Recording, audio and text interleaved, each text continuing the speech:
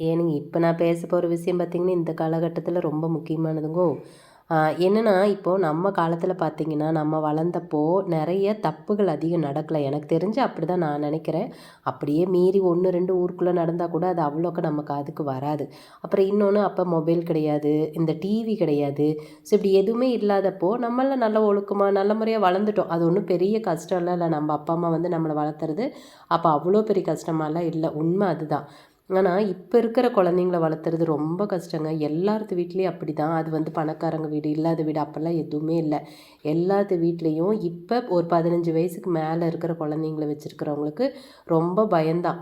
ஏன் அப்படின்னா இப்போ இருக்கிற சூழ்நிலை அப்படி. ஏன்னா இப்போ எல்லா விஷயத்தையும் ஈஸியாக தெரிஞ்சுக்கிற ஒரு இது இருக்குது. இப்போ மொபைல் ஃபோன் இருக்குது, அதில் எல்லாமே வருது. எதை கேட்டாலும் அந்த கருமாந்திரத்தில் வருது.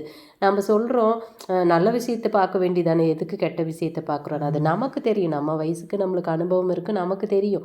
பட் அந்த குழந்தைங்களுக்கு என்ன தெரியும்? எல்லாமே இந்த வயசில் புதுசு புதுசாக தேடுறது தான் பார்ப்பாங்க. ஏதாவது ஒரு எக்ஸைட்மெண்ட் அவங்களுக்கு இருந்துகிட்டே இருக்கணும். ஸோ அப்படி தேடுறப்ப தான் இந்த மாதிரி தப்பான விஷயங்கள் அவங்க கண்ணுக்கு பட்டுரும்.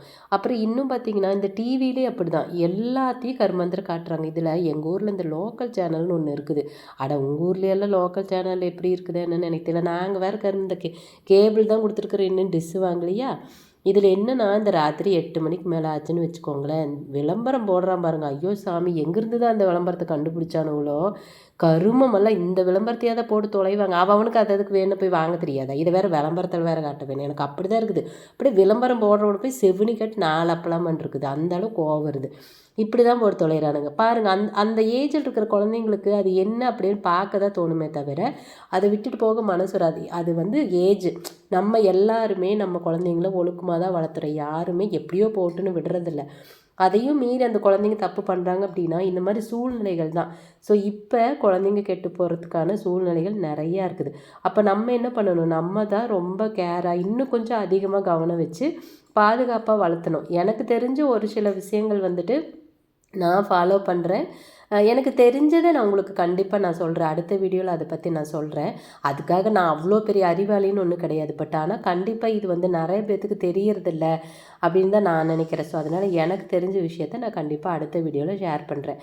தயவுசெய்து உங்கள் வீட்டில் குழந்தைங்க இருக்காங்க அப்படின்னா கொஞ்சம் அவங்கள கவனமாக பார்த்துக்கோங்க. அவங்க என்ன பண்ணுறாங்க ஏது பண்ணுறாங்கன்னு பாருங்கள்.